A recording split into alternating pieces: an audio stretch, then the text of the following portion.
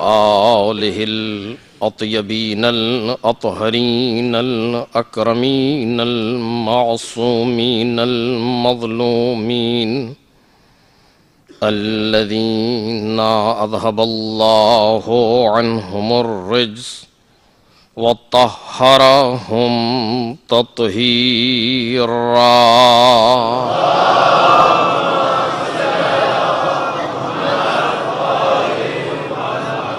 لا same ابن الزہراء بقیت اللہ وآیتہ الکبریٰ واللعنۃ الابدیۃ علی اعدائہم اجمعین۔ اما بعد فقد قال اللہ الکریم فی الذکر الحکیم وَجَعَلْنَاهُمْ أَئِمَّةً يَهْدُونَ بِأَمْرِنَا وَأَوْحَيْنَا إِلَيْهِمْ فِعْلَ الْخَيْرَاتِ وَإِقَامَ الصَّلَاةِ وَإِيتَاءَ الزَّكَاةِ وَكَانُوا لَنَا عَابِدِينَ۔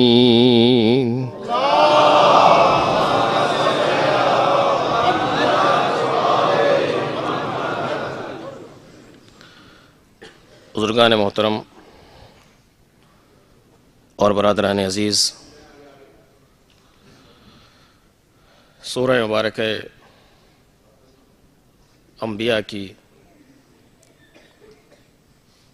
اس آیہ کریمہ کے ذیل میں ہماری گفتگو جاری ہے، جس میں خلاق کائنات یہ ارشاد فرما رہا ہے کہ ہم نے انہیں امام بنایا جو ہمارے امر سے ہدایت کرتے تھے، اور ہم نے ان کی طرف کار خیر کرنے، نمازوں کو قائم کرنے اور زکوٰۃ دینے کی وحی کی، اور یہ لوگ ہماری عبادت کرنے والے تھے۔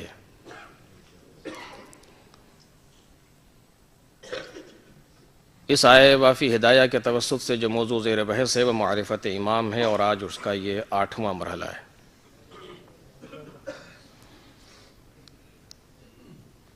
کل تک کی گفتگو اس منزل تک پہنچی تھی کہ معرفت کے سلسلے میں انسان اتنا ہی کسب کر سکتا ہے جتنی اس کے اندر ظرفیت موجود ہو۔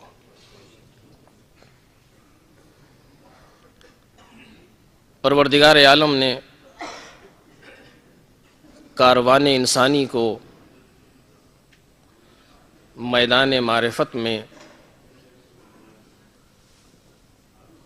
بلند کرتے ہوئے قرب کی بارگاہ اور مقام قرب تک پہنچاتے ہوئے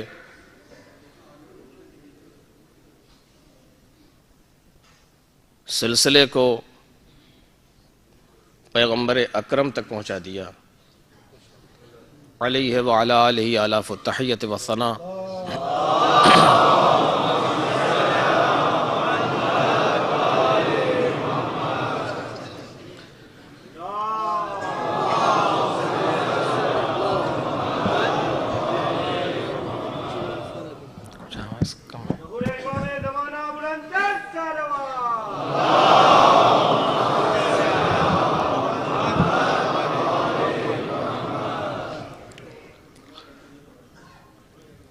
حضرت تک پہنچا دیا، اور اب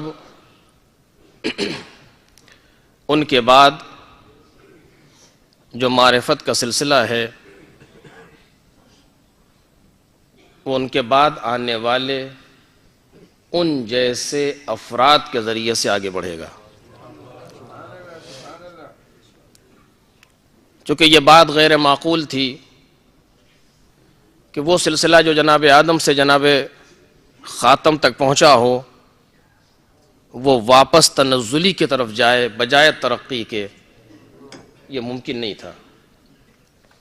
اور چونکہ کاروان حیات انسانی میدان معرفت و میدان قرب کی آخری منزل تک پہنچ چکا ہے پیغمبر کے ذریعے، اور اس سے زیادہ عالم وجود میں، عالم امکان میں گنجائش نہیں ہے، لہذا مالک نے سلسلے کو اسی جگہ پر روک دیا،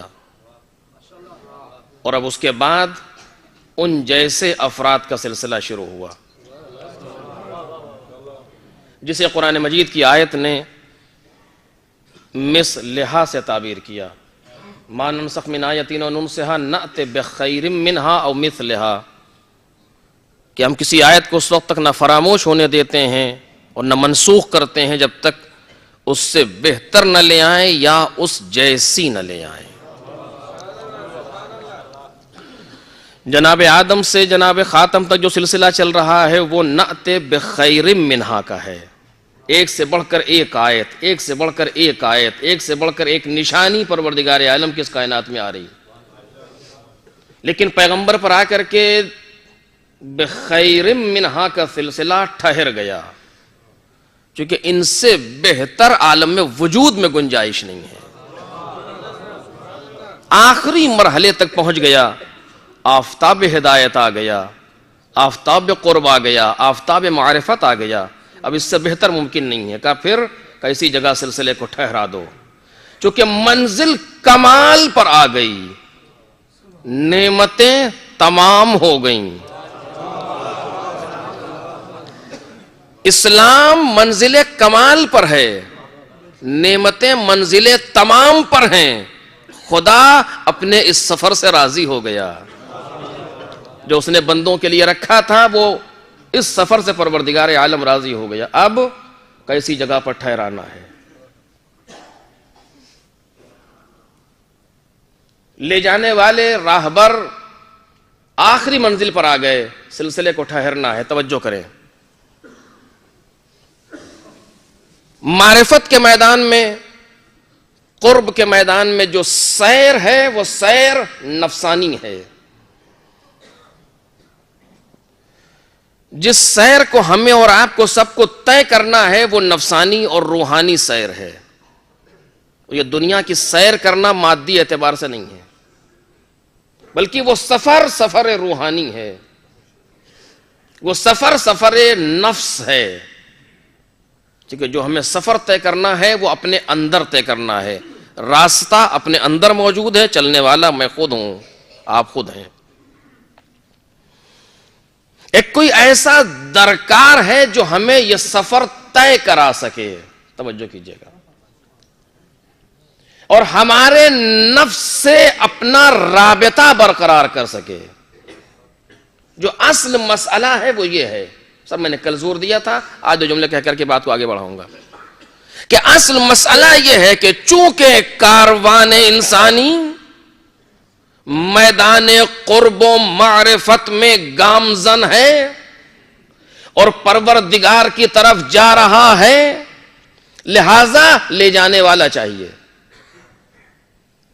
اور لے جانے والا فقط وہ نہیں جس کی باتیں محفوظات تک رہ جائیں، کہ آپ یہ کہیں کہ قرآن موجود ہے دیکھ لیجئے اور چلے جائیے، آپ یہ کہیں کہ احادیث پیغمبر موجود ہے دیکھیے اور آگے بڑھیے، سنن النبی موجود ہے دیکھیے اور آگے بڑھیے، نہیں، بلکہ کوئی لے جانے والا درکار ہے، یہ سفر باطن ہے، یہ سفر سیر ذہنی نہیں ہے، میں توجہ چاہتا ہوں عزیزو، یہ سفر وہ نہیں ہے جو سیر ذہنی ہو اور ذہن کو سیر کرائی جا رہی ہو، فقط مفاہیم کی، شاید بحث ذرا سی سنگین ہو اور الفاظ سنگین ہو، لیکن میں کوشش کروں جتنا آسان ممکن ہے بیان کروں آپ کے سامنے، مفاہیم کی سیر نہیں ہے کہ جو ذہن کے اعتبار سے آگے بڑھے، جن چیزوں کو بنام معارف دین ہم لیتے ہیں وہ صرف مفہوم ہے، توجہ کیجئے گا، اب میں مجبور ہوں کہ 2 لمحے یہاں پر رکوں تاکہ میری بات واضح ہو. آپ دیکھیے ہمارے سامنے آج قرآن ہے، جی ہے، ہر جگہ موجود ہے، ہر مسجد میں موجود ہے، ہر فرقے کے پاس موجود ہے. قرآن وہی ایک ہے جو آج اس کائنات میں ہے، نہ اس میں کوئی کمی ہے نہ اس میں کوئی زیادتی ہے. یہی وہ قرآن ہے جو پیغمبر پر نازل ہوا تھا. میں پورے اعلان کے ساتھ آپ کے سامنے گزارش کر رہا ہوں، نہ اس میں کچھ کمی ہوئی ہے نہ اس میں کچھ زیادتی ہوئی ہے. سوروں کی ترتیب پیغمبر کی دی ہوئی، آیتوں کی ترتیب پیغمبر کی دی ہوئی. قرآن ایک ایسی کتاب نہیں ہے جس پر پروردگار عالم کسی غیر کا احسان آنے دے.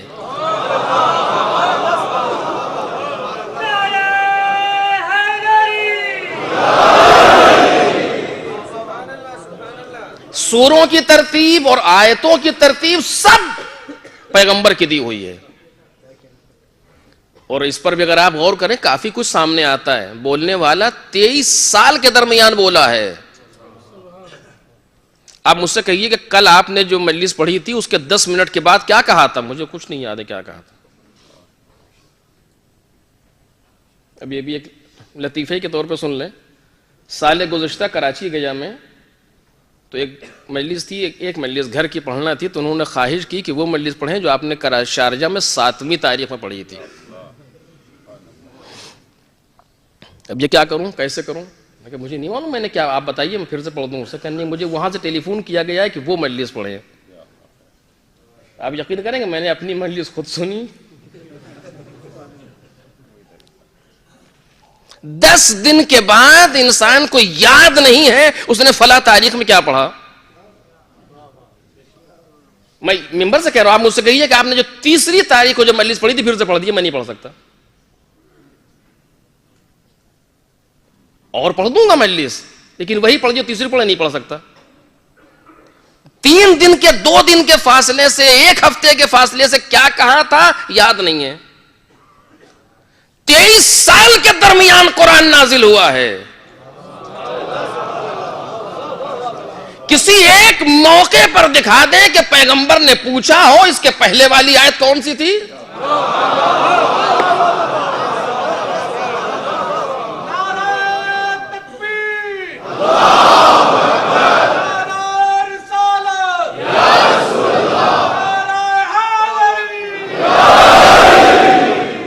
کبھی پیغمبر نے سوال کیا ہو؟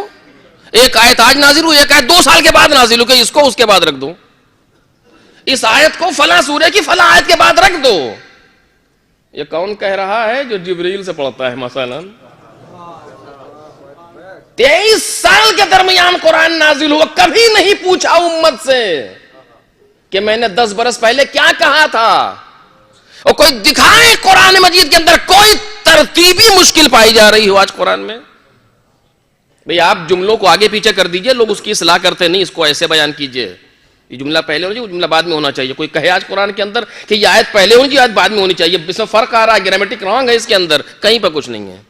یہ معجزہ پیغمبر ہے، یہ معجزہ الہی ہے کہ 23 سال کی گفتگو ہم آہنگ، اس پر کبھی گفتگو ہونی چاہیے. بہرحال ہمارے سامنے قرآن ہے، وہی قرآن ہے جو پیغمبر پر نازل ہوا. ہمارا یہ ایمان ہے، ہمارا یہ عقیدہ ہے، من و عن بائے بسم اللہ سے لے کر کے والناس کے سین تک بالکل وہی جو پیغمبر پر آیا. آیتیں آگے پیچھے کیوں کی گئیں؟ 2 ترتیبیں ہیں، ایک ترتیب دفعی ہے، ایک ترتیب نزولی ہے. جس ترتیب سے قرآن نازل ہوا ہے اس ترتیب سے آج نہیں ہے، لیکن جو ترتیب آج موجود ہے یہ بھی پیغمبر کی دی ہوئی ہے. اس آیت کو فلاں جگہ رکھو. اور مجھے نہیں معلوم وجہ کیا تھی، شاید وجہ یہ ہو حقیقتیں واضح ہو جائیں، آیت محفوظ رہے.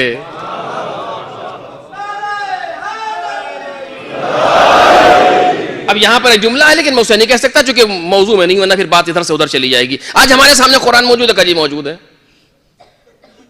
دیکھیے جو آج ہمارے سامنے موجود ہے یہ کیا ہے، اس پر کبھی غور کریں. یہ کیا ہے؟ ہر چیز کے 4 وجود ہوتے ہیں، 4 وجود. ایک وجود اس کا خود حقیقی وجود ہوتا ہے، ایک وجود اس کا کتبی وجود ہوتا ہے جو لکھا جاتا ہے، ایک وجود اس کا لفظی وجود ہوتا ہے جو بولا جاتا ہے، ایک وجود اس کا ذہنی وجود ہوتا ہے جو ذہن میں آتا ہے. ہوتا ہے نہیں ہوتا؟ یہ دیکھیں پانی رکھا ہی ہے یہاں پر، یہ اس کا ایک وجود یہ خود ہے جو آپ دیکھ رہے ہیں، اور دوسرا اس کا وجود ہے جو میں کہہ رہا ہوں پانی، یہ بھی اسی کا وجود ہے. اگر ایسا نہ ہو تو میں کہوں پانی آپ لائیے کرتا، ممکن ہے؟ کہا نہیں ممکن نہیں ہے. کیوں نہیں ممکن ہے؟ اگر اس کا وجود نہیں ہے تو ہم کچھ کہیں آپ کچھ کیجئے، کہا نہیں اسی کا وجود ہے. ایک وجود ہے آپ کاغذ پر لکھ دیں WATER پانی، ایک یہ ہے کہ آپ نے ذہن میں تصور کیا پانی، ہے کہ نہیں ہے؟ کسی چیز کو آپ لے لیں، یہ چار وجود موجود ہیں اس کے. سوچ کے بتائیے آج جو ہمارے سامنے قرآن ہے یہ کون سا وجود ہے؟ کون سا وجود ہے؟ آج جو ہمارے گھر میں قرآن رکھا ہے یہ وہی قرآن ہے جو پروردگار نے اوپر سے نازل کیا تھا. کہا جی نہیں یہ تو ابھی چھپا ہے، 10 سال پہلے کی پرنٹنگ ہے یہ.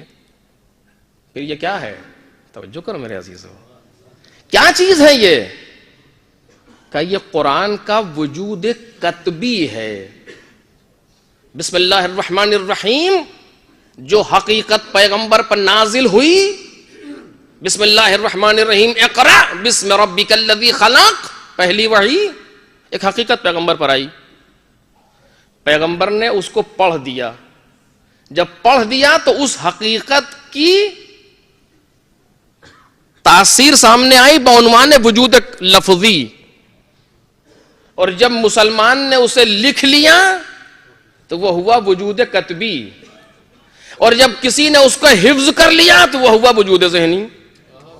وجود حقیقی کہاں ہے قرآن کا؟ میرا سوال معقول ہے کہ نہیں معقول ہے؟ کہاں ہے وجود حقیقی قرآن کا؟ وہ کیا چیز ہے جو پیغمبر پر نازل ہوئی تھی، جس کے لیے قرآن خود کہتا ہے کہ اگر اس قرآن کو ہم لو انزلنا هذا القرآن على جبل لرأيته خاشعا متصدعا من خشية اللہ، اگر ہم اس قرآن کو پہاڑ پر نازل کر دیتے تو پہاڑ ریزہ ریزہ ہو جاتا. میں سوال کر رہا ہوں میرے عزیزو، کون سا وجود ہے جو صاحب اثر ہوتا ہے؟ پیاس لگی ہو، ایک تسبیح پڑھیے پانی پانی پانی پانی، بجھ گئی پیاس، ممکن ہے؟ پیاس لگی ہو، کاغذ سامنے رکھ کر کے لکھ کے دیکھیے پانی لکھا ہوا، خوب دیکھتے رہے، پیاس بجھ گئی، ممکن ہے؟ کہا نہیں. کہ خوب سوچیے ذہن میں پانی کا بجھ جائے گی، ممکن ہے؟ کہا نہیں. وجود صاحب اثر کون سا ہے؟ خارجی. یہ وجود جو حقیقی پانی کا ہے یہ صاحب اثر ہے، یہ پیاس کو بجھائے گا. حلوہ حلوہ کہنے سے منہ میٹھا نہیں ہوتا.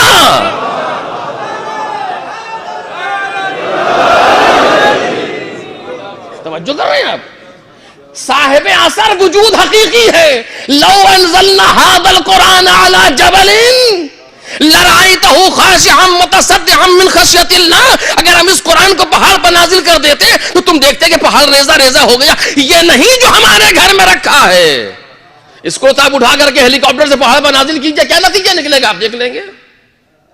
نہیں، اس قرآن کو کون جو ہم نے نازل کیا ہے یہ تو اسی کا وجود کتبی ہے. حقیقی کہاں ہے؟ کہ حقیقی پیغمبر کے سینے پر.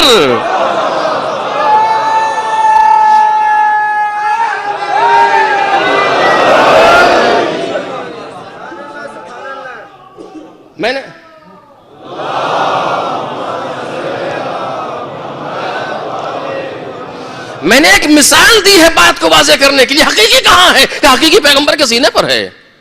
یہ موضوع طولانی ہے، خود یہ ایک اچھا خاصا موضوع ہے. میں صرف ایک سائیڈ ایفیکٹ اس کا بیان کر کے بات کو آگے بڑھا رہا ہوں. اس کے معنی یہ نہیں ہے جو قرآن ہمارے یہاں رکھا یہ بے اثر ہے. توجہ کریں، یہ نہ ذہن میں آ جائے فوراً کہ اب تو جو پڑھتے تھے وہ بھی غائب.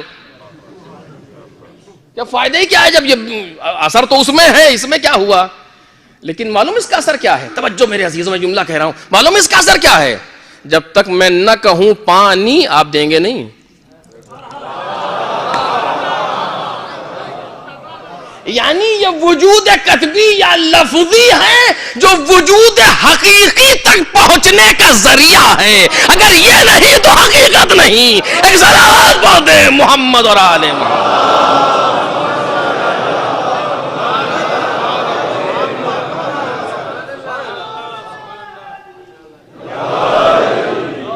یہ بے اثر نہیں ہے, یہ بلا وجہ نہیں ہے. اسے پڑھو تاکہ اس کے ذریعے سے اس وجود حقیقی سے رابطہ پیدا ہو. ہاں غلطی یہاں پر ہے تمہاری کہ تم اسی وجود قطبی کو کافی سمجھ لو.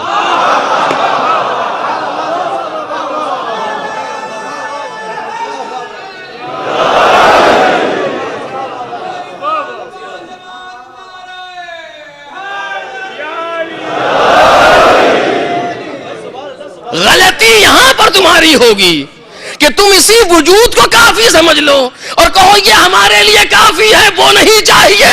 یعنی کوئی ایسا ہے میں کہوں کہ نہیں نہیں نہیں نہیں, جو آپ نے پانی لکھ دیا کاغذ پہ یہی میرے لیے کافی, مجھے یہ نہیں چاہیے. آپ کیا کہیں گے میرے لیے؟ سوچیے آپ کیا کہیں گے, تصور کریں ذرا کیا کہیں گے. جب میں کہوں کہ مجھے پیاس لگی ہے لیکن نہیں آپ نے جو پانی لکھا ہے نا یہ میرے لیے کافی ہے, یہ مجھے نہیں چاہیے. کہیں گے لگتا ہے کچھ اول ما خلق اللہ میں مشکل آ گئی. ایک صلوات پڑھے محمد اور آل محمد.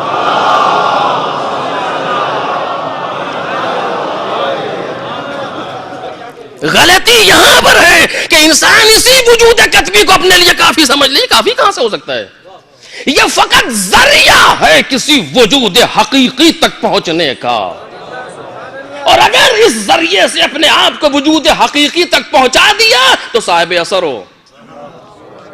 اور اب صاحب اثر ہو چونکہ وجود حقیقی سے رابطہ پیدا ہو گیا اور اب اثر آ جائے گا. قرآن کا اثر کیا ہے؟ اگر پہاڑ پر نازل کر دیتے تو یہ ریزہ ریزہ ہو جاتا. لو انا سیرت بہل جبال, اگر یہ قرآن اس کے ذریعے سے پہاڑوں کو چلا دیا جائے, اور قطعت بہل ارض, یا اس کے ذریعے سے زمین کو طے کر لیا جائے, اور کلما بہل موتا, یا اس کے ذریعے سے میت بولنے لگے, مردہ بولنے لگے, یہ سب کام قرآن کر سکتا ہے. لیکن قرآن کا وجود قطبی نہیں, قرآن کا وجود حقیقی یہ کام کرے گا. اور جہاں حقیقی قرآن کا وجود ہے وہاں پہاڑ چلا بھی, مردہ بولا بھی.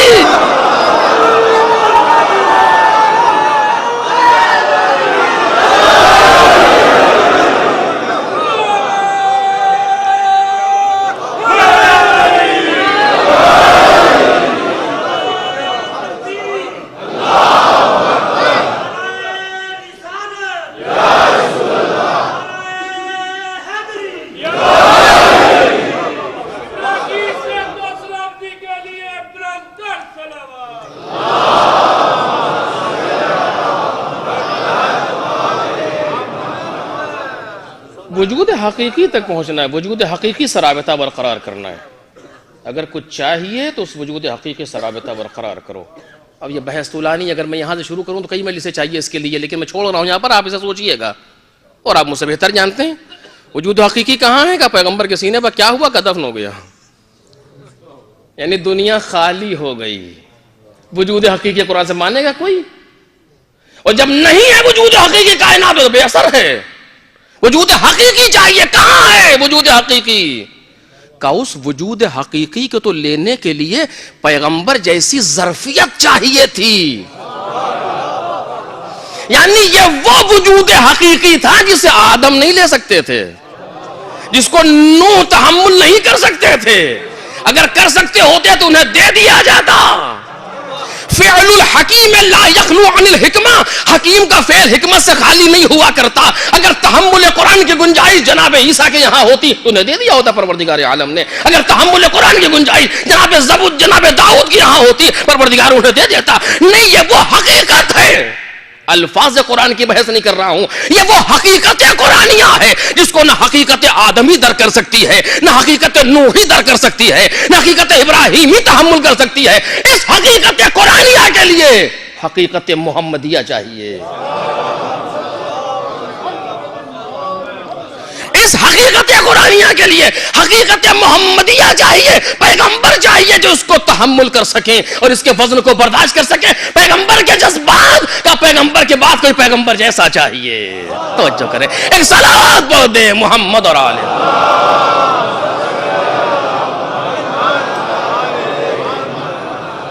آپ نے اس مثال کو محسوس کر لیا جو میں نے کہا؟ سارے معارف دینی، جتنے بھی دینی معارف ہیں ان سب کو اسی طریقے سے قیاس کریں. معرفت باری تعالی، معرفت ایک لفظ ہے جو لکھا ہوا ہے کاغذ پر، حقیقت کیا ہے اس کی؟ قرب پروردگار، دین الہی، حقیقت کیا ہے اس کی؟ اس کو سوچنا چاہیے ہمیں، ایسے ہی نہیں ہے یہ چیزیں، شوخی نہیں ہے. حقیقت کیا ہے اس کی؟ پروردگار کی طرف سفر کرنا، سیر اللہ، اللہ کی طرف جانا ایک حقیقت ہے. ہمارے پاس جو چیزیں موجود ہیں بنام دین، وہ مفہوم ذہنی سے زیادہ نہیں ہیں. مفہوم ذہنی پانی کا وجود ذہنی. بہشت کی حقیقت کو ہم ایک مفہوم ذہنی سے زیادہ جانتے ہیں. ممکن ہے کہ آپ جانتے ہو، میں تو نہیں جانتا. جہنم کے وجود کو ہم ایک مفہوم ذہنی سے زیادہ جانتے ہیں. پروردگار اہدنا صراط المستقیم، صراط مستقیم کو ہم مفہوم ذہنی سے زیادہ جانتے ہیں؟ نہیں. یہ صرف مفاہیم ذہنی ہے جن سے انسان کھیل رہا ہے. ان کی حقیقتیں کہاں ہیں؟ توجہ کریں میرے عزیزو اس چیز پر، ان کی حقیقتیں کہاں ہیں؟ اگر ہمیں سفر کرنا ہے نفس کے اندر، نفس کے اندر جو مراحل پائے جاتے ہیں، جیسے پہلا مرحلہ ہم نے باپ کے سامنے بیان کیا، نفس مسولہ ہے، تصویل کی منزل پہ ہے. قرآن کہہ رہا ہے اس تصویل کی منزل پر جب نفس آتا ہے دو نتیجے سامنے آتے ہیں.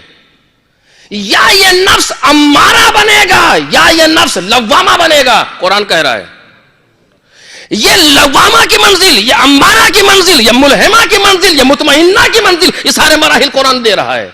ان کے حقائق کہاں ہیں؟ کون سمجھائے گا انہیں؟ بات مفہوم ذہنی کی نہیں ہے، بات صرف مفہوم ذہنی تک نہیں ہے کہ انسان اسے محسوس کرے، بلکہ مفہوم ذہنی سے آگے. آج آپ دیکھیے، آپ جس کلاس میں جا کر کے بیٹھتے ہیں، کوئی بھی کلاس ہو دنیا کا، میڈیکل لائن ہو، انجینئرنگ لائن ہو، کچھ بھی ہو، آپ جہاں موجود ہیں وہ ساری چیزیں صرف مفہوم ذہنی تک ہیں، یا ان کا کوئی رابطہ آپ کے دل سے بھی ہے؟ قطعاً نہیں. مفہوم ذہنی ہے، دو دو چار جوڑ دیا، نکلا ہے، نتیجہ ختم ہو گئی بات. دل متاثر نہیں ہے اس سے.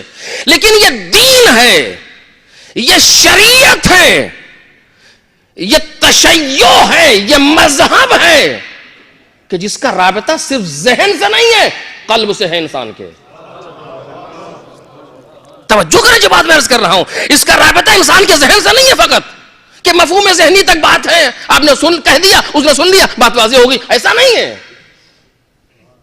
کیوں؟ اگر ایسا رہے گا تو ہم جہاں ہیں وہیں بیٹھے رہیں گے. شاید ذرا سی بات سنجیدہ ہو یا سخت ہو، کڑوی ہو، لیکن ہے. اگر مفہوم ذہنی تک بات رہ جائے تو ہم جہاں ہیں وہیں رہیں گے. تبدیل ہمیں کون کرے گا؟ مفہوم ذہنی تبدیل نہیں کر سکتا. اگر ہمیں تبدیل کرے گی کوئی شے تو وہ حقیقت ہے جو ہمارے دل پر آ رہی ہے، وہ تبدیل کرے گی. اس کے علاوہ کوئی شے تبدیل نہیں کر سکتی انسان کو. کربلا سے ہمارا رابطہ کون سا ہے؟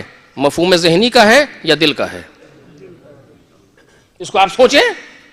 مفہوم ذہنی کربلا کے بارے میں آپ کہیے ہاں لیکچر دیجئے، کہاں میں کھڑا ہو گیا اور یہ کربلا، یہ اور کربلا لیکچر دینا شروع کیا، اور جب لیکچر دے کر کے ہٹا تو پھر جو کہ تم فائدہ. ایک حوض کی مثال آپ کے سامنے رکھوں. ایک حوض میں نہانا ہے، اس کے نہانے کے قاعدے لکھے ہوئے ہیں وہاں. آپ جاتے ہیں کبھی ہوتا پہلے یہ کرو، پھر یہ کرو، پھر یہ کرو، پھر یہ کرو. ان سارے قواعد کو آپ نے یاد کر لیا، بالکل من وعن اسی طریقے سے یاد کر لیا. کھڑے ہوئے بسم اللہ الرحمن الرحیم، سارا قاعدہ سنا دیا، نہا لیے. سوچیں آپ نہا لیے سوال ہی نہیں پیدا ہوتا. قاعدے سب اس کے بعد یہ کرنا, پھر میں نے یہ کیا, پھر میں نے یہ کیا, پھر میں نے یہ کیا, پھر میں نے یہ کیا, اور یوں ہو گیا کام. کہنے یہ تو مفہوم ذہنی تھا ان ساری چیزوں کا, اب حقیقت میں وارد ہوئی ہے. توجہ کریں, اب حقیقت میں وارد ہو تاکہ پتا چلے کہ حقیقت کیا ہے. ایک ہے کربلا کو جاننا, اب میں ایک لفظ کہہ رہا ہوں آپ غور کیجئے گا. ایک ہے کربلا کو جاننا, کہ انسان جانے کہ کربلا کیا ہے. اتنا بڑا واقعہ تاریخ میں نہ اس سے پہلے ہوا نہ اس کے بعد ہوا. جمعے کے دن کی مجلس سے میں نے اشارہ کیا تھا, پروردگار کا اس سے مہم دوسرا منصوبہ نہیں, اور روز اول سے اس کا تذکرہ کیا گیا. کیا تھا؟ پہلے انسان جانے اس کو. پہلا مرحلہ ہے کہ جانو. کافی ہے؟ جی نہیں. پھر اس کو سمجھو. سمجھو کہ کربلا کیا ہے, صرف جانو نہیں, مفہوم ذہنی تک نہ رہے, بازرا سی عمیق ہو. میں سمجھو کربلا کیا ہے. کافی ہے؟ جی نہیں. اب اس کے بعد اپنے وجود سے درک کرو کہ کربلا کیا ہے. جیسے پہلے حوض کے پانی کو جانو, سمجھو کیسے تیرنا ہے, کیسے پانی میں اترنا ہے, اور اب پانی کے اندر جاؤ.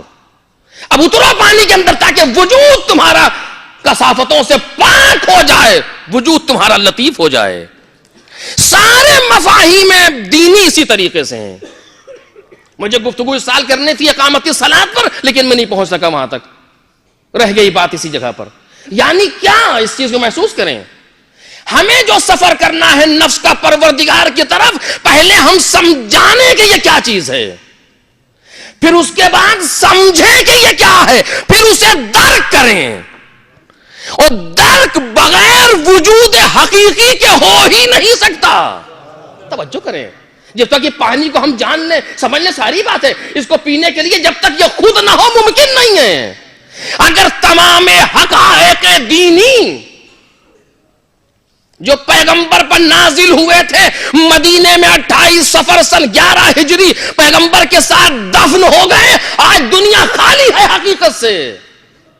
کوئی ہے جو کہے قبول کرے اس چیزوں کا سوال ہی نہیں پیدا ہوتا. پھر جب سوال نہیں پیدا ہوتا, کوئی ایسا چاہیے جو ان حقائق کو اپنے اندر رکھتا ہو.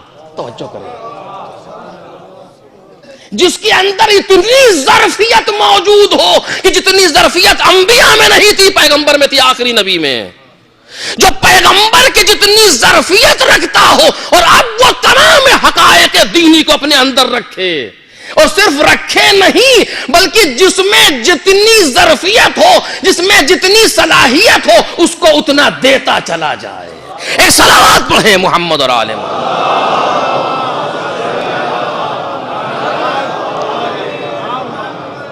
باقی گفتگو کو میں کل آپ کے سامنے کروں گا آخری گفتگو کے طور پر. نفس جس سے ہمیں سفر کرنا ہے معرفت کے میدان میں نے عرض کیا پہلا مرحلہ جو پرسوں بیان کیا جائے غالباً کل, تسویل کی منزل ہے. یعنی بری چیزوں کو اچھا بنا کے پیش کرنا. شوگر کوٹڈ جو آج کمپنیاں کر رہی ہیں, دوسری استکباری کمپنیاں بری چیزوں کو اچھا بنا کے پیش کر رہی ہیں. نفس بھی یہی کرتا ہے. جو گناہ کی برائی ہے اس کو چھپا دیتا ہے, اور کوئی حسین چیز بنا کے سامنے لاتا ہے. یہ تسویل کی منزل ہے. جیسے کہ یوسف کے بھائیوں سے اپنے بھائی کے قتل کو اس نے چھپا دیا, اچھا بنا کر کے پیش کیا. یہ تسویل کی منزل ہے نفس کی. پہلا مرحلہ ہے یہ جسے قرآن بیان کر رہا ہے. اگر اب یہاں پر جب انسان پہنچے گا تو دو چیزیں سامنے آئیں گی کہ یا تو اس کی مخالفت کرے گا, اور یا اس چیز کو اچھا سمجھے گا, اپنائے گا. توجہ کیجئے گا. اگر اپنا لیا, جو نفس نے کہا اچھا بنا کے پیش کیا, اسے کر دیا, ہوگا واہ کیا کہنا. بعض اوقات نوبت ہی آ گئی ہے میرے عزیزوں, میں اپنی بات عرض کر رہا ہوں کہ ہم گناہ پر خوش ہوتے ہیں اور اسے فخر سے بیان کرتے ہیں. اللہ رے دیدہ دلیری, ایسی ہم نے اس کی توہین کی کہ پشتوں میں یاد رکھیے گا کیا نیک کام کیا آپ نے. دیکھیں آپ فخر سے بیان کرتا ہے. ایسی ہم نے اس کی عزت اتاری کہ وہ بھی کیا کہے گا. دیکھ رہے آپ کس امام کی سیرت کے مطابق تھا یہ عمل, کون سے پیغمبر کی تعلیم کے مطابق تھا یہ عمل. وہاں تو یہ ہے کہ سامنے آتا ہے آنے والا اور آنے کے بعد جو منہ میں آتا ہے کہتا ہے, اور لوگ کچھ کرنا بھی چاہتے ہیں تو امام ایسے ہاتھ رکھ دیتے ہیں, اور جب وہ پوری بات کہہ چکا تو کہتے ہیں کہ مجھے تو اپنے ظاہری حلیے سے لگتا ہے کہ مسافر ہے, اگر تجھے رہنے کے لیے مکان نہ ہو تو میں تجھے دے سکتا ہوں, اگر تیرے پاس خرچ سفر نہ ہو تو میں دوں گا, اگر کھانے کو غذا نہ ہو تو میں دوں گا. یہ کیا کوئی داستان ہے, کوئی قصہ ہے؟ تو یہ حقیقت ہے امامت کی, ایک حقیقی گفتگو ہے یہ. اچھا امام نے کس کے لیے کی تھی؟ جنوں کے لیے. یہ ہمارے اور آپ کے لیے نمونہ پیش کیا ہے, جو بات میں کہنا چاہ رہا تھا نہیں پہنچ تک رہا ہوں وہاں پر تک. یہ ہمارے اور آپ کے لیے نمونہ پیش کیا ہے. اور جب یہ ہوا تو کیا ہوا؟ گھوڑے سے اتر آیا, پیروں کو پکڑ لیا, کہ آج سے پہلے مجھ سے زیادہ بڑا آپ کا دشمن نہیں تھا, لیکن آپ کے اس عمل سے آج سے مجھ سے زیادہ کوئی آپ کا دوست نہیں ہے. دیکھ رہے ہیں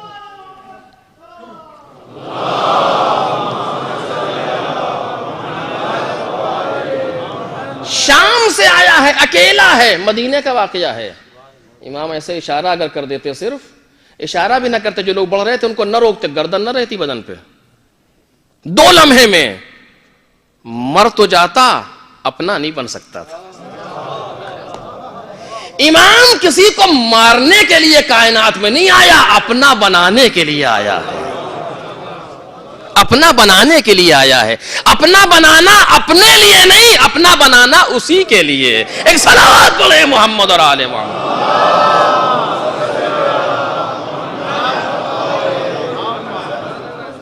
گناہ, غلط بات, پھر اس کو فخر سے بیان کرنا. اگر یہ منزل آ گئی, نفس کے چکر میں انسان پھنسا, تصویر کی میں اس نے اچھا کر کے دکھایا بری بات کو, اور ہم نے اس کو کہا واہ کیا کہنا, اس کے بعد اسی کو آگے بڑھا دیا. کیا ہوا؟ نفس ایک قدم آگے بڑھ گیا. اور اب کیا کرے گا کہ اب یہ نفس جو کل مسولہ تھا, اب یہ نفس امارہ بن گیا. اب اس کو جرأت مل گئی. دیکھتے نا بعض لوگ آتے ہیں بیٹھتے ہیں, اگر ذرا سا کچھ ان کیا بچوں نے اور نہ ٹوکیے تو اور آگے بڑھتا ہے. اسی لیے امر بالمعروف رکھا گیا تھا. اب یہ امارہ کی کیفیت میں قرآن مجید نے کہا وَمَا أُبَرِّئُ نَفْسِي إِنَّ النَّفْسَ لَأَمَّارَةٌ بِالسُّوءِ. امارہ یعنی امر کرنے والا, آرڈر کرنے والا, بہت زیادہ حکم دینے والا. کل تک صرف بری چیز کو اچھا کر کے دکھا رہا تھا, اور اب حکم دیتا ہے یہ کرو, اور انسان اسے کرتا ہے. اور آپ دیکھ لیجئے حالت کیا ہوتی ہے دنیا کی. آج آپ دیکھ رہے ہیں ایک سے بڑھ کے ایک شقی سامنے آتا ہے اسی نفس امارہ کے نتیجے میں. اور اگر اسی نفس امارہ تک پہنچنے سے پہلے تصویل کی منزل پر ٹھہر گیا اور نفس سے تھوڑی سی جنگ کی, تو اب نفس لوامہ کی منزل میں ہے. قرآن مجید اس کو بھی کہتا ہے, اور اس قابل بن جاتا ہے یہ نفس کے پروردگار عالم اس کی قسم کھاتا ہے, لا اقسم بیوم القیامہ ولا اقسم بنفس اللوامہ. نفس لوامہ کی قسم. یہ کیا ہے لوامہ؟ یعنی جب انسان گناہ کر لے, اگر خدا نہ کردہ, تو اپنے گناہ پر نفس اسے شرمندہ کرتا ہے. تو نے برا کیا, اچھا نہیں کیا, تو نے اس مومن کا دل دکھایا, تو نے اچھا نہیں کیا. فلاں والنٹیئر سے تم نے بدتمیزی کی, اچھا نہیں کیا. والنٹیئر سے کہتا ہے تم نے آنے والے زائر مجلس حسین میں آنے والے زائر کے ساتھ بدتمیزی کی, اچھا نہیں کیا. نفس ملامت کرتا ہے, اور جب تک یہ ملامت کی کیفیت باقی رہے اس وقت تک اصلاح کی امید باقی ہے. توجہ کریں, جب تک یہ ملامت کی کیفیت باقی ہے اصلاح کی امید باقی ہے. انسان اسی پر آگے بڑھ جاتا ہے. اور اگر اسی نفس کی ملامت پر غور کر لیا اس نے,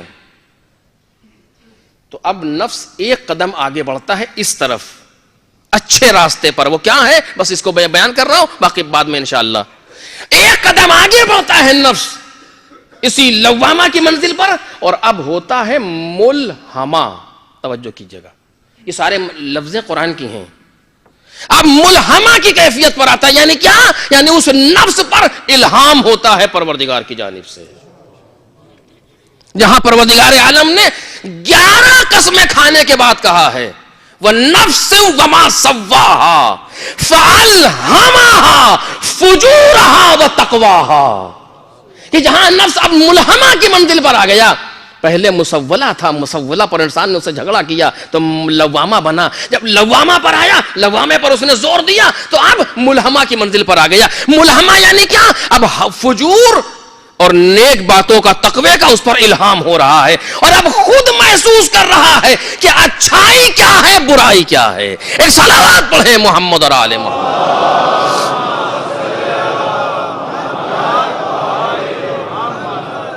اب خود انسان محسوس کرتا ہے کہ اچھا کیا ہے، برا کیا. جسے قرآن مجید نے کہا ان تتقوا اللہ یجعل لکم فرقانا، اگر تم نے تقوی اختیار کیا خدا تمہارے لیے فرقان قرار دے گا. اتقوا اللہ ویعلمکم اللہ، تم تقوی اختیار کرو خدا تمہیں تعلیم دے گا. اور اب وہ منزل آتی ہے کہ خواب کے ذریعے یا بیداری کے ذریعے پروردگار حق کو اس کے سامنے روشن کر دیتا ہے. کیونکہ ممکن نہیں ہے کہ انسان نفس سے پہلی منزل نفس مسولہ پر توجہ نہ دے، ملامہ پر نادم ہو اور ملہمہ تک نہ پہنچے، یہ ممکن نہیں ہے. میں مثال دے رہا ہوں آپ کے سامنے. پہلی منزل ہے نفس مسولہ. مسولہ کیا ہے؟ میں نے عرض کیا اچھی چیز بنا کے دکھانا بری بات کو.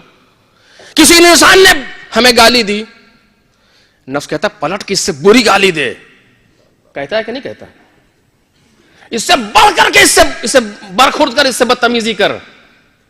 لیکن اگر اس کو سمجھ لیا اس نے کہا نہیں یہ ممکن نہیں ہے، چونکہ یہ جو کہہ رہا ہے یہ کوئی اچھا انسان ہے. ہم اگر اس نے میرے لیے کوئی تہمت لگائی ہے میں اس کے لیے تہمت نہیں لگا سکتا. اس نے اگر میری توہین کی ہے میں اس کی توہین نہیں کر سکتا، چونکہ جو اس نے توہین کی ہے اس کا جواب یہ دے گا. لیکن اگر میں توہین کروں گا تو میں اپنا جواب دوں گا. یہ جنگ ہو رہی ہے انسان کے درمیان. اور اب وہ اس شریف انسان، ممکن اس نے کسی مصلحت کے تحت کہا ہو، ممکن اس نے ہماری محبت میں ہماری اصلاح کے لیے جملہ کہا ہو، یہ سب سوچ کر کے ٹک جاتا ہے، نفس کے مسولہ ہونے کو نہیں مانتا، اور کچھ دیر کے لیے خاموش رہتا ہے اور اندر جنگ چلتی ہے، اور اس جنگ میں کامیاب ہوتا ہے اور کہتا ہے اگر عرب میں کسی نے یہ جملہ کہا ہوتا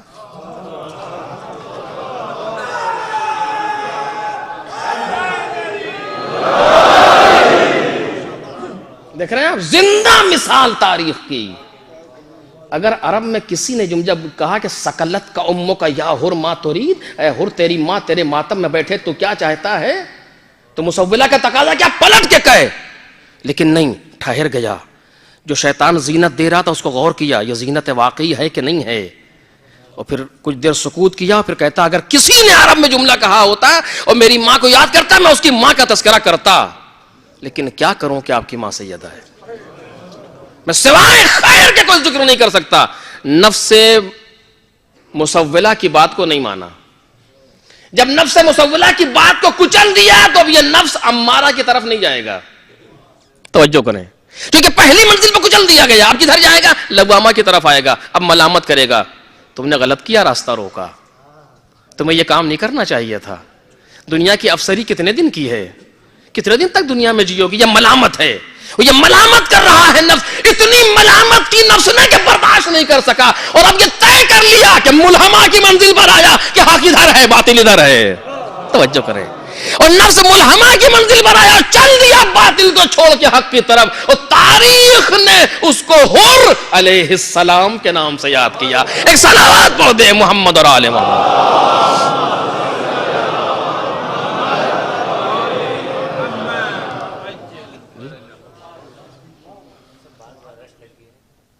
اچھا، لوگ یہ کہہ رہے ہیں کہ باہر شاید کچھ زیادہ مجمع ہے، لہٰذا اگر آپ ممکن ہو تو اسی طرح بیٹھے بیٹھے اور تھوڑا سا آپ لوگ آگے آ جائیں.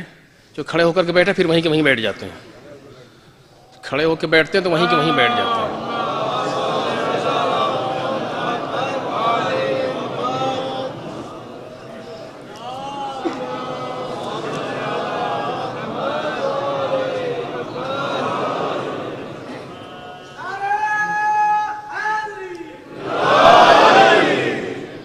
آ جائیے.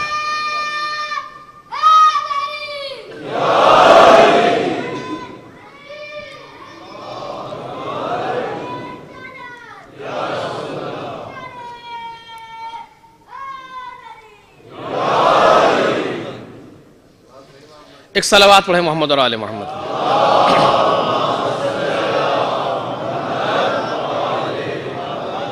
یہ نفس کی حالتیں ہیں اور یہ نفس کی کیفیتیں ہیں. اب ہمیں یہ دیکھنا ہے کہ ہم اس سفر میں کہاں کھڑے ہیں. توجہ میرے عزیزو، آیا مسولہ کی منزل پر ہیں، اسی پر چل رہے ہیں، امارہ کی منزل تک لے گئے نفس کو، یا الٹ کے گئے لوامہ تک لے گئے، یا ملہمہ تک آ گئے؟ اب حق و باطل کا ہمارے اوپر الہام ہو رہا ہے، کہاں آئے ہم؟ اور یہی وہ سفر ہے جو انسان کو طے کرنا ہے، اور اس سفر کو بغیر کسی قلبی رابطے کے طے نہیں کر سکتا. توجہ کیجئے گا، میں ذمہ داری سے کر رہا ہوں آپ کے سامنے. یہ مفہوم ذہنی نہیں ہے لوامہ، مفہوم ذہنی نہیں ہے صرف ہمارا، بلکہ یہ ایک حقیقت ہے، اور اس کو جب تک کسی حقیقت سے وابستہ نہ ہو جائے طے کرنا ممکن نہیں ہے. یہ مفاہیم ذہنی، چونکہ انسان کو یہاں سے اٹھا کے خدا تک لے جانا ہے. خدا تک لے جانا کے معنی یہ ہے کہ صفات پروردگار اس کے اندر پیدا کرنی ہے، اور اس صفات کو جب پیدا کرنا ہے تو کوئی ایسا ہو جو صفات الہی کو لیے ہو، اور پھر ہم اس کے ذریعے سے ان صفات کو اپنے اندر ایجاد کریں. کیونکہ لفظوں سے کام چلنے والا نہیں ہے جب تک کوئی حقیقت ہمارے سامنے موجود نہ ہو. اب اسی کو کہتے ہیں کہ جس نے اپنے وقت کے امام کو پہچان لیا اس نے خدا کو پہچان لیا. ایک صلوات پڑھیں محمد اور آل محمد.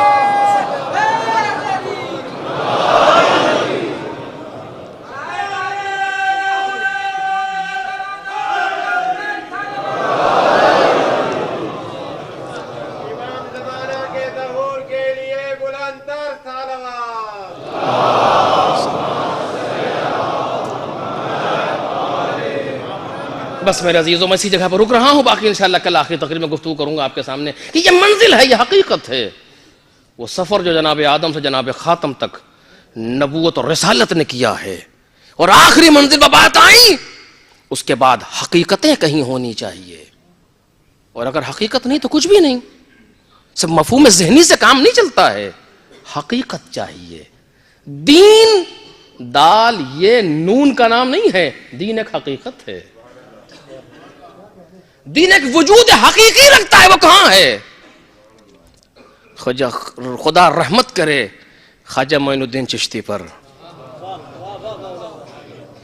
ایک شعر نہیں ہے، پوری حقیقت اسلام کو ایک مصرے میں ڈبو دیا. شاہ است حسین، بادشاہ است حسین. یہاں تک مسئلہ آسان تھا، لیکن اس کے بعد جو میں گفتگو کر رہا ہوں آپ کے سامنے، پوری حقیقت کو ایک لفظ میں لیا پیش کیا. کیا؟ دین است حسین. یعنی اگر پروردگار کے دین کو جسم دے دیا جائے،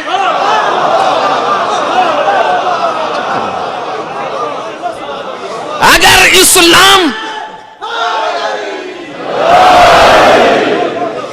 اسلام کو جسم دے دیا جائے تو خواجہ معین الدین چشتی کی نظر میں پیکر حسین سامنے آئے گا.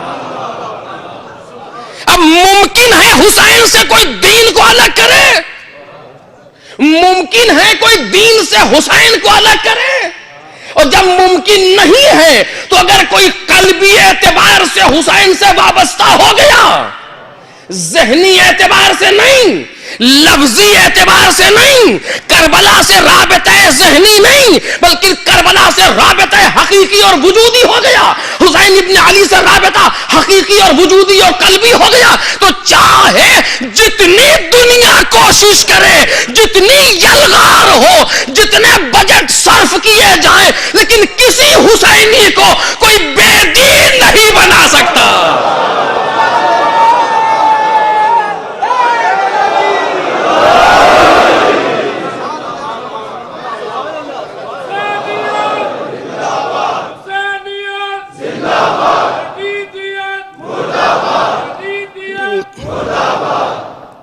کوئی بھی حسینی کو کوئی بے دین نہیں بنا سکتا، چونکہ ہر جس نے امام حسین کو پہچانا ہے، جو امام حسین کو سے رابطہ ذہنی نہیں رکھتا، رابطہ قلبی رکھتا ہے، اسے معلوم ہے کہ دین اور حسین دو چیزوں کا نام نہیں ہے۔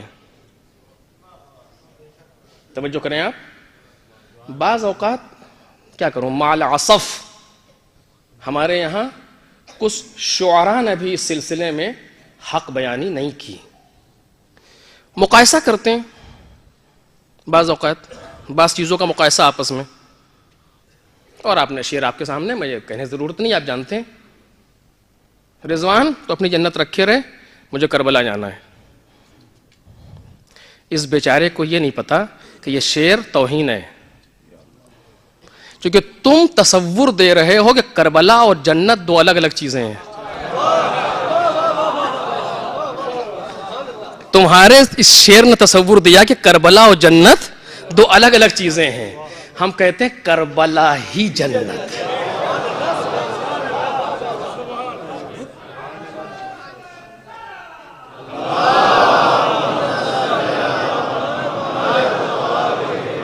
وہ خطابت نہیں کر رہا ہوں کہ خطابت میں کہہ دے، اس نے شاعری میں کہا، خطابت میں کہا بات وہی ہے، ایسا نہیں ہے۔ کربلا اور جنت دو الگ چیزیں نہیں ہیں، کوئی سمجھتا ہے غلط سمجھتا ہے۔ متعدد احادیث متعدد طریقے سے، بین جبل طوس روضۃ من ریاض الجنہ، طوس کے دو پہاڑوں کے درمیان جنت کے باغوں میں کا ایک باغ ہے، وہ کیا ہے؟ طوس میں جائیے، امام رضا کا روضہ، پیغمبر اسے جنت کہہ رہے ہیں۔ کربلا جنت سے الگ نہیں، خطہ ہے جنت کا۔ مقایسوں نے بعض اوقات مشکل ہمارے لیے ایجاد کر دی شعر، چونکہ اس قدر فہم کے ساتھ شعر نہیں کہا گیا۔ مقایسہ جنت کا کربلا سے ممکن نہیں ہے، کربلا ہی جنت ہے۔ مقایسہ کرنے کے معنی ہے کہ آپ کی نظر میں دو چیزیں الگ الگ ہیں۔ دین کا مقایسہ حسین ابن علی سے غلط ہے، نہیں، دین ہی حسین ہے، حسین ہی دین ہے۔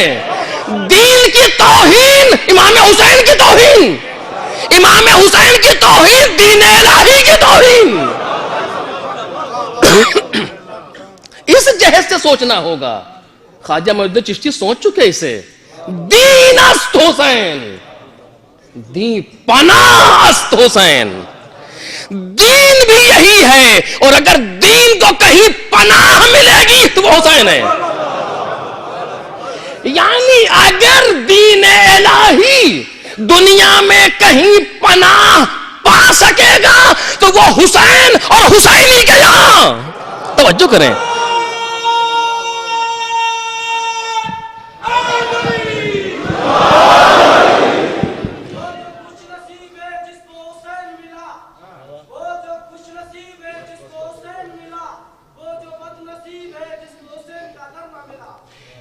صلوات پڑھیں محمد اور آل محمد۔ میدان معرفت میں ہماری بحث مفاہیم سے نہیں ہے، الفاظ سے نہیں ہے، بحث حقیقت سے ہے۔ اگر ہم نے اپنے نفس کو حقیقی اعتبار سے بلند کر دیا تو جتنا بلند کرتے چلے جائیں گے اتنا خود بخود امام سے قریب ہوتے جائیں گے، کیونکہ یہ حقیقت ہے اسی چیز کی، اور جتنا نیچے رہیں گے اتنا سے دور ہوتے چلے جائیں گے، کیونکہ یہ کمال کی منزل ہے۔ کربلا اسی چیز کا نام ہے کہ جہاں فرزند رسول نے دکھایا کیسے کیسے بلند ہونے والے۔ میرے عزیزو، 10 دن میں کچھ نہیں بیان کیا جا سکتا۔ کربلا کے شہداء کی سیرت کو ہمیں پڑھنا چاہیے، ان کا حق ہے ہماری گردن پر، ہم اپنے لیے کہہ رہے ہیں، پڑھنا چاہیے۔ کیسے کیسے لوگ کربلا کے میدان میں ہیں جن کا ایک انسان بھاری ہے پوری کائنات پر۔ ایسے ایسے لوگوں کو جمع کیا حسین ابن علی نے۔ میں نے عرض کیا تھا کل کی تقریر میں، یہاں رشتے نہیں ہیں، رشتوں کی اہمیت نہیں ہوتی ان کے یہاں کردار کی اہمیت ہے، سیرت کی اہمیت ہے، اس حقیقت کی اہمیت ہے جو انسان کے اندر پوشیدہ ہے، الفاظ نہیں، حقائق۔ اور کربلا میں جو جمع ہوئے ہیں وہ حقائق لے کر کے آئے ہیں، اور ان کی حقیقتیں ان کی زبان سے ادا ہو رہی ہیں۔ اور اب سوچئے کہ میں نے کہا تھا کسی موقع پر کہ جس شہید کے جنازے پر جو جملہ حسین ابن علی نے کہا ہے وہ اس شہید کی منزلت کو بتا رہا ہے. یہ ہمارے طریقے سے نہیں کیا کہ مرثیہ پڑھ دیا کچھ بھی کہہ دیا، نہیں، یہ امام کے سلیکٹڈ جملے ہیں، منتخب جملے ہیں امام کے اس شہید کے لیے. اس سے لگتا ہے کہ یہ کس منزل پر تھا. اگر کسی کے لیے حسین ابن علی کہیں کہ اب اس کے بعد زندگانی دنیا پہ خاک ہے،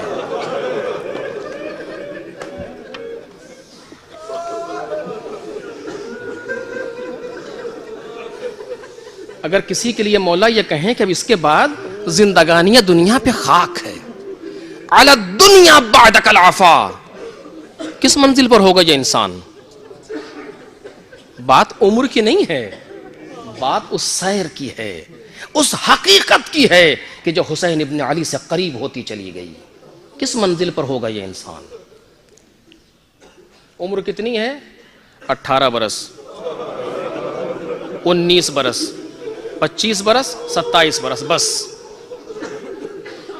اور اتنی سی عمر میں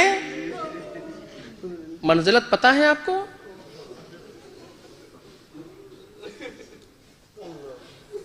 بیٹا نہیں، علی بن ابی طالب کا پوتا نہیں، اس طرح تو اور بھی لوگ ہیں، دوسرے ائمہ کے بیٹے ہیں، نہیں.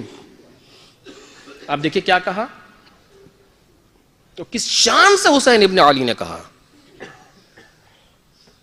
یہاں تک کہ انصار کی باری ختم ہو گئی،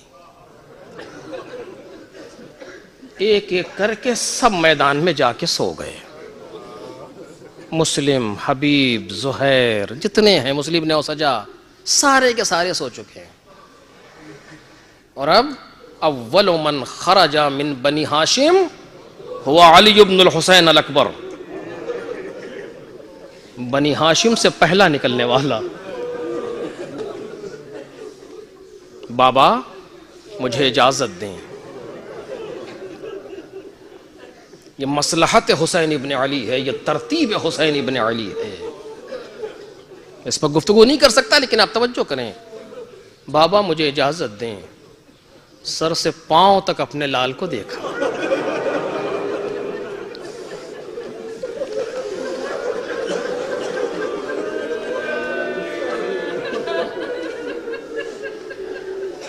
اپنے بچے کو حسین ابن علی نے دیکھا اور اس کے بعد آواز دی، میرے لال بسم اللہ. اور یہ کہہ کر کے حسین نے علی اکبر کو گھوڑے پر سوار کروا دیا. جب علی اکبر گھوڑے پر بیٹھ گئے تو امام حسین نے اپنی انگشت شہادت کو آسمان کی طرف بلند کیا. مقتل کے فقرے ہیں یہ. آسمان کی طرف بلند کیا اور کیا کہا؟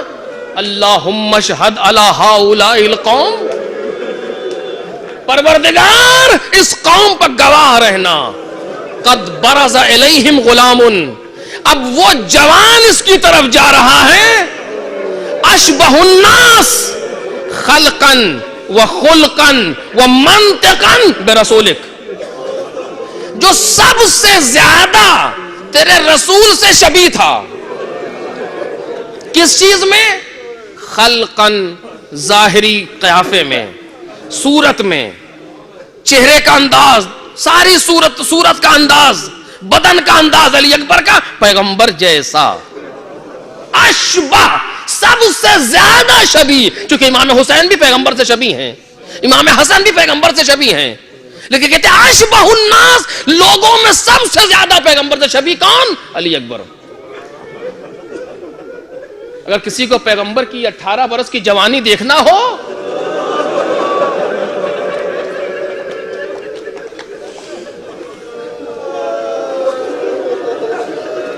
تو علی اکبر کے شباب کو دیکھے. یہ پہلا مرحلہ امام حسین کا، خلقن. اس کے بعد فرماتے خلقن، خلق میں، اخلاق میں سب سے زیادہ پیغمبر سے شبیہ ہے. اشبہ الناس امامت کا مرحلہ الگ ہے. اشبہ الناس لوگوں میں امام کے علاوہ لوگوں میں سب سے زیادہ پیغمبر سے شبیہ ہے. پیغمبر کا اخلاق کیسا ہے؟ قرآن کہتا ہے انکا لعلی خلق عظیم. اے پیغمبر آپ خلق عظیم پر فائز ہیں. جو قرآن سے خلق عظیم کی سند لے رہا ہے علی اکبر سب سے زیادہ اس سے شبیہ ہے. کس منزل پہ پہنچا دیا 18 برس میں علی اکبر نے اپنے آپ کو. ومنطقاً اور منطق میں یعنی گفتار میں جیسے پیغمبر بولتے تھے ویسے علی اکبر بولتے ہیں. فصاحت و بلاغت و انداز و طرز گفتگو اکبر کا جبکہ اکبر نے پیغمبر کو دیکھا نہیں ہے. طرز گفتگو جناب اکبر کا پیغمبر جیسا ہے. امام حسین سند دے رہے ہیں یہ کتنا عظیم ہے یہ بیٹا حسین کے لیے. اب اس کے بعد ایک درد بھرا جملہ پیغمبر درد بھرا جملہ امام حسین فرماتے ہیں. وہ کیا؟ میرے مالک کننا اذا اشتقنا الی نبیک نظرنا الیہ. اے میرے مالک جب تیرے نبی کی زیارت کا مشتاق ہوتا تھا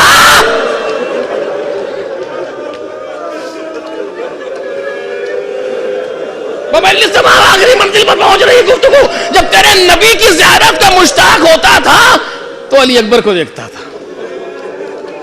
یہ کہہ کر کے گھوڑے پر بٹھا دیا حسین نے. علی اکبر چل دیے میدان کی طرف. بیٹا چلا. ابھی کچھ دور اکبر گئے تھے کانوں میں ایک آواز آئی.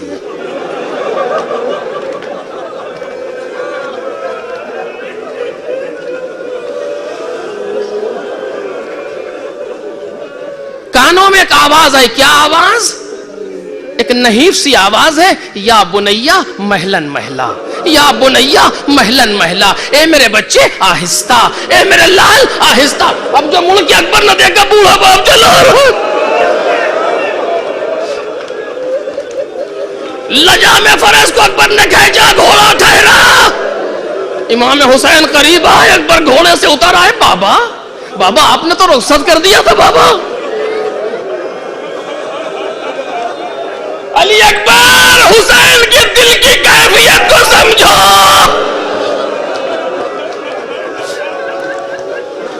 دشمن کو بھی خدا نہ دکھائے پسر کے داغ.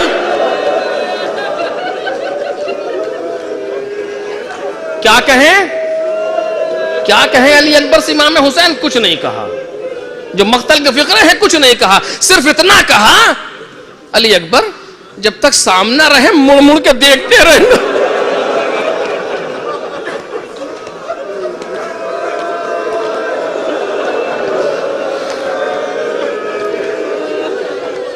اللہ رے اشتیاق اللہ رے کرب حسینی کا میرے بچے جب تک سامنا رہے مڑ مڑ کے دیکھتے رہنا. علی اکبر میدان میں آئے. علی کا پوتا ہے عباس کا بھتیجا ہے. حسین ابن علی کی کمائی ہے. شمشیر کو نیام سے نکالا حملہ کیا. علی اکبر نے فوجوں کو تہس نہس کر دیا. مقتل کے فقرے ہیں. میمنے پر آتے ہیں تو میسرے پر الٹ دیتے ہیں. میسرے پر جاتا ہے علی کا شعر تو میمنے پر الٹ دیتا ہے. اسی طرح جنگ کرتے کرتے کتنوں کو علی اکبر نے فنار کیا. واپس آئے. کیوں آئے مجھے نہیں معلوم. واپس آئے. باپ کے سامنے آئے. باپ اپنے بیٹے کو دیکھ رہا ہے. زخم آ چکے ہیں اکبر کے بدن پر.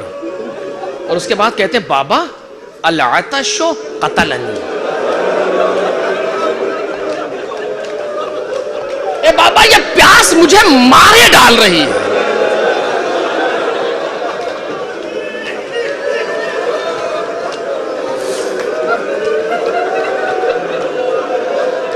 وَثِقْلُ الْحَدِيدِ أَجْهَدَنِي. اور بابا یہ لوہے کی گرانی مجھے پریشان کر رہی ہے. اس کے بعد سنیں گے آپ اے بابا اگر ایک چلو پانی مل جاتا,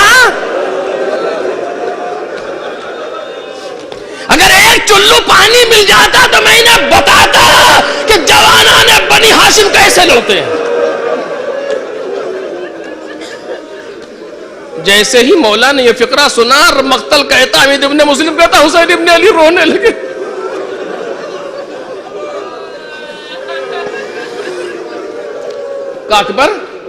اکبر اپنی زبان میرے دہن میں دو.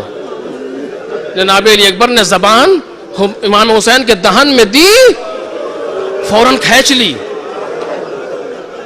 कहा बाबा आपका दान तो मुझसे ज्यादा खुश।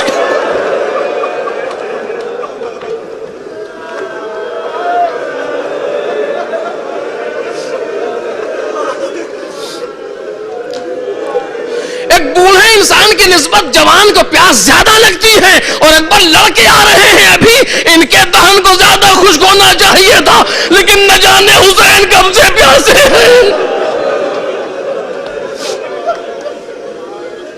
इमाम हुसैन जब दुनिया में आए थे नाना की जबान चूसी थी, अब जाने का वक्त आया है शबी है पैगंबर की जबान चूसी हुसैन। अंगूठी उतारी इमाम हुसैन ने, और उतार के कहा अकबर इसे दहन में रख लो। जनाब अली अकबर ने उस अंगूठी को अपने दहन में रखा और कहा मेरे लाल अब तुमको तुम्हारे जद हौज कौसर से सैराब करेंगे। आप समझ रहे इस जुमले का मतलब क्या है?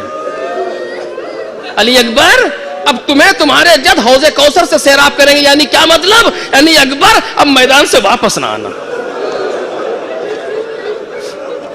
अली अकबर देर हो रही है। बेटे ने बाप का मकसद समझा, अली अकबर मैदान में आए, लौटते लौटते अली अकबर वापस न गए। जंग कर रहा है अली का लाडला, सामने से दुश्मन पर हमला है।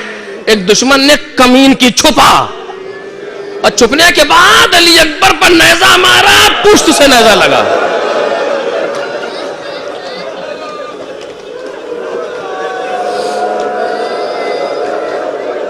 कैसे पढ़ूं अजीजों, लेकिन मकतल के जुमले हैं। पहलू पर नेजा लगा, सीने तक उतर आया। अली अकबर घूमे, नेजा टूट गया, बर्छी यानी सीने में रह गई।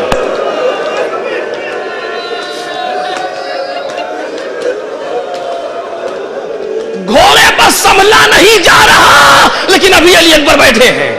ये मकतल के जुमले हैं, जनाबिले पर घोड़े पर बैठे हैं, अभी भी कोशिश कर रहे हैं कि जंग करें। अचानक गर्दन पर एक तीर लगा। खिताबत नहीं है, मकतल के फिक्रे पढ़ रहा हूं। अचानक गर्दन पर तीर लगा, अब अली अकबर से संभला न गया, घोड़े पर खम हो गए, घोड़े की गर्दन में बाहें डाल दी, घोड़ा लेकर के चला। अरे सुन सकोगे कि शबीह रसूल के साथ इन दुश्मनों ने क्या किया? जहां से अली अकबर गुजरते हैं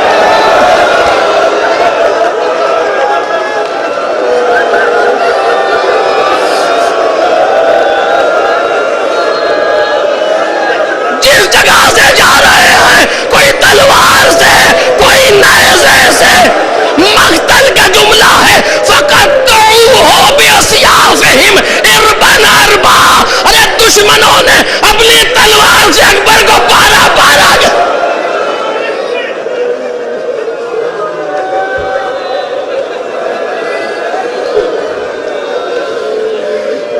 संभला न गया, घोड़े से गिर रहा है हुसैन का लाल। घोड़े से गिरते वक्त आवाज दी, या बता अलैका मिन्नी सलाम, ए बाबा खुदा हाफिज, हाज़ा जद्दी रसूलुल्लाह युक़रिउ का सलाम। ए बाबा ये रसूल खुदा है हमारे जद, जो आपको सलाम कह रहे हैं।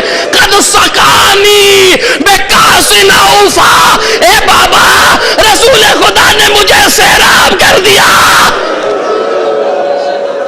अरे अली अकबर के दिल पर यह कलंक था, मैंने बाबा से पानी क्यों मांगा? अब खुद कह रहे बाबा मैं सैराब हो गया।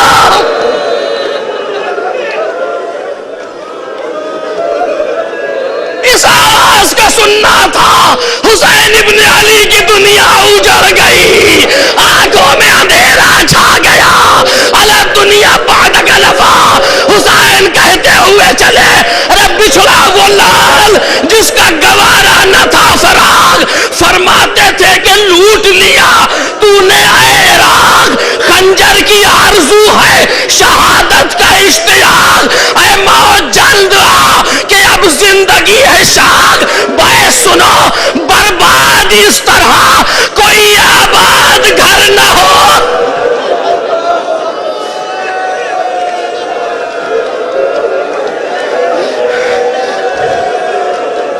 बाप बर्बाद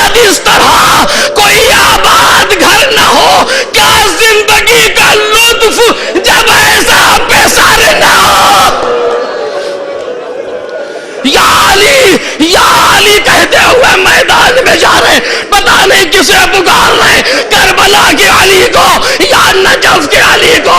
کوئی باپ وہ منظر نہ دیکھے جو حسین ابن علی نے دیکھا. 18 برس کی کمائی خاک و خون میں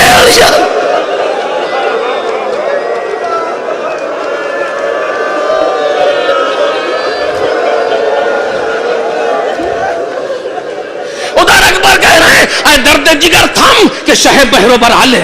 اے درد جگر تھم کہ شہ بحر و بر لے. اے جان نہ گھبرا شہ والا ادھر آ لے. اے روح توقف شہ جن و بشر آ لے. اے موت ٹھہر جا پیدر آ لے پیدر آ لے. ارے ارمان دل سارے پہ سر ہوش میں نکلے. حسرت ہے کہ دم باپ کی آغوش میں.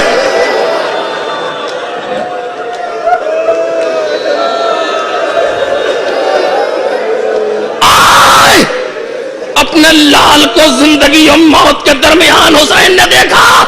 سینے پر ہاتھ کو دیکھا. اب جو ہٹایا تو برچی کی علی نظر آئی.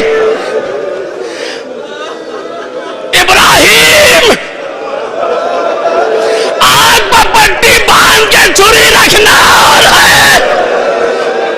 18 برس کا جوان سینے میں برچی کی علی. کھولے ہو کیوں؟ تیر کو گردن سے نکالوں گر درد نہ ہو ہاتھوں کو بازو سے سنبھالوں. گرتا ہے پہاڑ اس کو میں کس طرح سے ٹالوں. مرتے اسے دیکھوں جسے آغوش میں پالوں. چٹکی سے برچی کی علی کو پکڑا.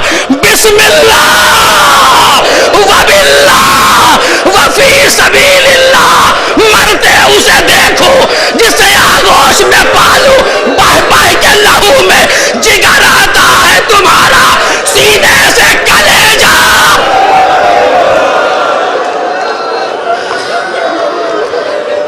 اکبر نے ایڑیاں رگڑی روح پرواز کر گئی. آخری فکرہ حسین اپنے لال کو دیکھ رہے. حمید ابن مسلم کا جملہ ہے. راوی کربلا کہتا ہے میں سوچ رہا تھا دیکھوں اب حسین کیا کرتے ہیں. ارے کیا کرتے ہیں